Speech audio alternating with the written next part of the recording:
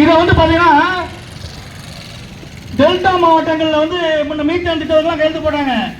அதை தடுத்து நிறுத்தி சட்டம் கொண்டு வந்த அந்த அப்போதைய முதல்வருக்கு நன்றி தெரிவிச்சுக்கிறோம். ஆனா இப்ப பருத்தி பயிர் வச்சவனுக்கு பழைய சட்டைக்கு வழி இல்லை, பாடுபடும் பாட்டாளிக்கு பாசம் கட்ட நாதி இல்லை.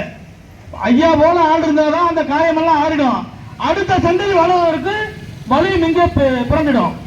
பாத்தீங்கன்னா நெல் வந்து பொன்னி நெல்லும் அந்த நெல்லுங்க போட்டு எல்லா விவசாயியும் அந்த நெல்லை போய் பத்தாவது விலைக்கு தகுதி இல்லாத விலைக்கு வித்துட்டு ரேஷன் கடையில அரசாங்கம் ஃப்ரீயா கொடுக்கிற அந்த கொட்டை நெல்லுக்காக போய் பிச்சைக்கார மாதிரி காத்து கிடக்கிறான்.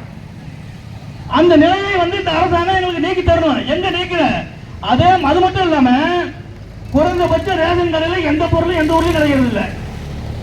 அது ரேஷன் கடை வைக்கிறது வேஸ்ட் கடைன்னு வச்சிடலாம். விவசாயி போறப்ப அங்க வந்து பொருள் இருக்காது, பொருள் வரப்ப இவங்க மறந்துடுவாங்க. அப்ப வந்து ரேஷன் கடை ஊழியர்களும் சம்பந்தப்பட்ட அதிகாரிகளும் பிளாக் வைக்கிறதுக்கு தான் நீங்க வந்து நியாய விலை கடையில அநியாய விலை கடை நடத்துற விவசாயிகளை கொஞ்சமும் மதிக்காத. அதுவும் பாத்தீங்கன்னா நம்ம திராவிட முன்னேற்ற கழக அரசாங்கம் விவசாயிகளை மதிப்பதே கிடையாது, விவசாயிகளின் கோரிக்கைக்கு செவி மடுப்பதே கிடையாது. இங்க பாத்தீங்கன்னா ஐயா வந்து பார்த்தா தாடி வச்சிருக்கான்னு பார்த்து நான் கூட நினைக்கிறேன், வாழும் வள்ளுவர் மாதிரி ஐயா. சாதாரண கடைக்கோடி தொண்டன் எவருக்கு எந்த ஒரு பிரச்சனை என்றாலும் உடனடியாக கேள்வி கேட்கின்ற ஒரே இதே நம்ம சட்டமன்ற ஐயா அவர்கள்.